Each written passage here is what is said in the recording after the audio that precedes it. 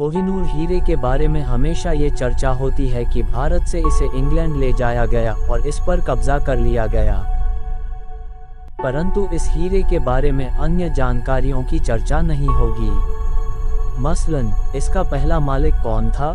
इस हीरे का अलाउद्दीन खिलजी, बाबर, अकबर, महाराजा रणजीत सिंह से क्या नाता है?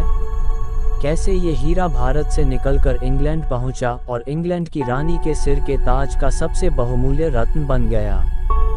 चलिए आज इसी के बारे में विस्तार से बात करते हैं। कौन था इसका पहला मालिक? गोलकुंडा की खदान से निकलने के बाद इस हीरे के पहले मालिक काकतीय राजवंश थे।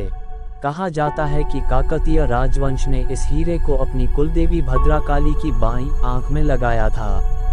14वीं शताब्दी में अलाउद्दीन खिलजी ने इस हीरे को काकतीय से लूट लिया। फिर पानीपत युद्ध में मुगल संस्थापक बाबर ने आगरा और दिल्ली किले को जीतकर इस हीरे को हथिया लिया था। पहली बार भारत के बाहर गया हीरा और नाम पड़ा कोहिनूर। ईरानी शासक नादिर शाह ने 1738 में मुगलों पर आक्रमण कर उन्हें हराया और 13वें मुगल बादशाह अहमद शाह से इस हीरे को छीनकर पहली बार भारत के बाहर ले गया। उसने मुगलों से मयूर तख्त भी छीन लिया था और माना जाता है कि नादिर शाह ने इस हीरे को मयूर तख्त में जड़वा दिया था। नादिर शाह ने ही इस हीरे को नाम दिया कोहिनूर, जिसका मतलब होता है रोशनी का पहाड़। नादिर शाह की हत्या के बाद उनके पोते शाहरुख मिर्जा को कोहिनूर मिला, जिन्होंने अफगान शासक अहमद शाह दुर्रानी की मदद से खुश होकर उन्हें तोहफे में कोहिनूर सौंप दिया।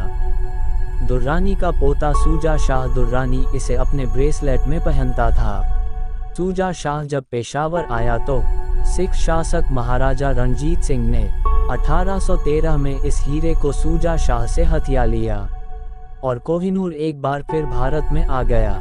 अंग्रेज और सिखों के बीच हुए पहले युद्ध में हार के बाद गुलाब सिंह को जम्मू कश्मीर का पहला राजा नियुक्त किया गया। 29 मार्च 1849 को सिखों और अंग्रेजों के बीच दूसरा युद्ध हुआ और सिखों का शासन खत्म हो गया।